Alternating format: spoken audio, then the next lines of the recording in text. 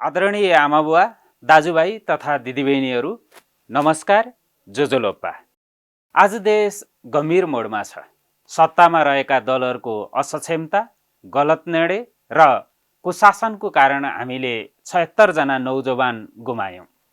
त्यो राज्य दमनको हामी कडा निन्दा गर्छौँ र शहादत प्राप्त शहीदहरूप्रति हार्दिक श्रद्धाञ्जली अर्पण गर्दछौँ।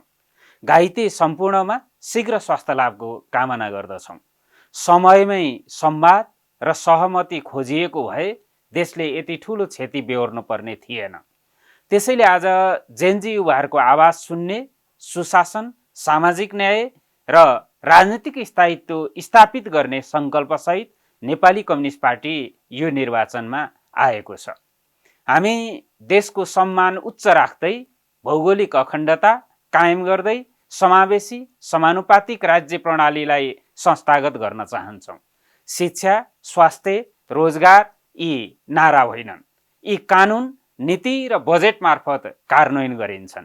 हामी मौखिक आदेश होइन, प्रणालीबाट देश चलाउने स्पष्ट प्रतिबद्धता व्यक्त गर्दछौँ। पहिचान जोगाउँ, भविष्य बनाऊ। मध्यपुर थिमी र सूर्यविनायक मूर्त अमूर्त सम्पदाले भरिएको ऐतिहासिक र सांस्कृतिक क्षेत्र हो। सम्पदाको संरक्षण, अभिलेखीकरण र नियमित मर्मत नीतिगत रूपमा सुनिश्चित गरिन्छ। गुठी संस्थानका अव्यवहारिक नियम समयअनुसार परिमार्जन गरिनेछ।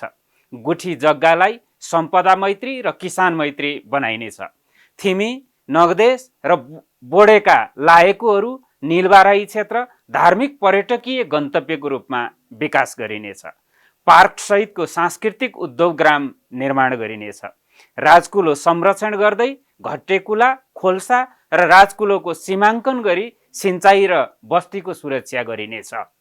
किनभने सम्पदा जोगियो भने भविष्य आफै सुरक्षित हुन्छ।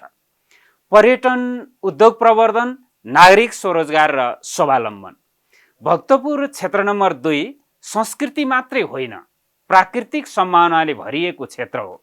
विशेष गरी सूर्यविनायकका उपल्लो क्षेत्रहरू अग्ला डाँडा, हरिया वनजङ्गल, खुल्ला प्राकृतिक दृश्यले भरिएको छन्। यी क्षेत्रहरूलाई इको पर्यटन, हिल स्टेसन र प्राकृतिक विश्राम गन्तव्यको रूपमा विकास गरिनेछ। पर्यटन मैत्री नीति बनाई hotel, restaurant, view point, park र प्राकृतिक पदमार्ग विकास गरिनेछ। वनजङ्गल संरक्षण गर्दै नेचर ट्रेल, हाइकिङ रुट निर्माण गरिनेछ, जसले वातावरण जोगाउँदै स्थानीय युवालाई रोजगारी दिनेछ। मध्यपुर सांस्कृतिक ट्रेल र सूर्यविनायक धार्मिक तथा पर्यटन ट्रेल यी उपल्ला क्षेत्रहरूसँग जोडेर एकीकृत पर्यटन सर्किट बनाइनेछ। बिस्का जात्रा, जिब्रो छेड्ने जात्रा लगायतका पर्वलाई पर्यटनसँग जोडेर स्वरोजगार सिर्जना गरिनेछ। विश्व प्रसिद्ध नेवारी रक्सी ऐला गुणस्तर मापन गरी ब्रान्डिङ गरिनेछ र निर्यातयोग्य बनाइनेछ। किनभने रोजगारी बढ्यो भने समृद्धि आउँछ। किसानलाई सरकारको न्यानो साथ कार्यक्रम ल्याइनेछ। कृषक पलायन रोक्न उत्पादन मूल्य र बजार सुनिश्चित गरिन्छ। बिक्री केन्द्र, अत्याधुनिक शीत भण्डार स्थापना गरिनेछ। सिजनल कृषि खरिद केन्द्र सञ्चालन गरिनेछ। मल, बिउ, औजार, तालिम र सिंचाई सहज रूपमा उपलब्ध गराइनेछ। किनभने किसान समृद्ध भए देश समृद्ध हुन्छ। मध्यपुर थिमी र सूर्यविनायकलाई आइटी र डिजिटल उद्यमको केन्द्र बनाइनेछ। खाली सरकारी भवनलाई आइटी वर्क स्टेसन, स्टार्टअप केन्द्र बनाइनेछ। पार्क र सार्वजनिक स्थलमा फ्री इन्टरनेट व्यवस्था गरिनेछ। आइडिया हब मार्फत बिना धितो सहुलियत ऋण र प्राविधिक सहयोग उपलब्ध गराइनेछ। किनभने डिजिटल शक्ति नै अहिलेको पुस्ताको वास्तविक शक्ति हो। सजिलो यात्रा, सुरक्षित बस्ती। भक्तपुर चक्रपथ सम्पन्न गरिनेछ। थिमीमा ढुङ्गा इँटा छापे सडक विस्तार गरिनेछ। सूर्यविनायक क्षेत्रमा डिजिटल स्मार्ट सिटी अवधारणा लागू गरिनेछ। टिङ्गनी, बोडे, बालकोट, कटुन्जे, गुन्डु, आशापुरी क्षेत्रमा सुविधा सम्पन्न इभी बस सञ्चालन गरिनेछ। किनभने पूर्वाधार बलियो भयो भने विकास तीव्र हुनेछ। सफा खोला, शुद्ध खानेपानी। खोला हाम्रो रक्त नली जस्तै हो। ढल प्रशोधनशाला स्थापना गरिनेछ। हनुमन्ते र मनहरा करिडोर निर्माण गरिनेछ। सबैको घरमा पानी आउने धारा कार्यक्रमको विस्तार गरिनेछ, किनभने स्वच्छ वातावरण नै सुरक्षित भविष्यको आधार हो। स्वस्थ नागरिक, सक्षम समाज। सरकारी विद्यालयलाई स्मार्ट बोर्ड र ल्याबसहित निजीभन्दा उत्कृष्ट बनाइनेछ। डायलासिस र क्यान्सर स्क्रिनिङ सेवा पूर्ण सुलभ बनाइनेछ।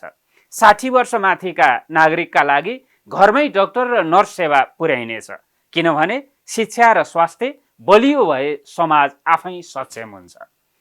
विकासमा पारदर्शिता र सुशासन। बजेट कार्यकर्ता पाल्न होइन, विकासका लागि खर्च हुनुपर्छ। हरेक 6 महिनामा सार्वजनिक सुनवाई गरिनेछ। डिजिटल एप मार्फत 24 घण्टामा समस्या समाधान गरिनेछ, किनभने पारदर्शिता बढे विश्वास आफै बढ्छ भन्ने म मान्यता राख्दछु। शासक होइन, सेवक जनप्रतिनिधि। जनप्रतिनिधि शासक होइन, सेवक हो। डर, धम्की र गुन्डागर्दी अब भक्तपुरमा चल्दैन, किनभने सुरक्षा भए नागरिक आत्मविश्वासी हुन्छन्। आदरणीय आमाबुवा, दाजुभाइ तथा दिदीबहिनीहरू, अब देशलाई नाटक होइन, नतिजा चाहिएको छ। तपाईको एक भोट समुन्नत भक्तपुरका लागि। सङ्घीय निर्वाचन 2082 मा प्रत्यक्ष र समानुपातिक तर्फ 5 कुने तारा चिन्हमा मतदान गरी नेपाली कम्युनिस्ट पार्टीका उम्मेदवारहरूलाई विजय गराउन हार्दिक अपिल गर्दछौँ। धन्यवाद।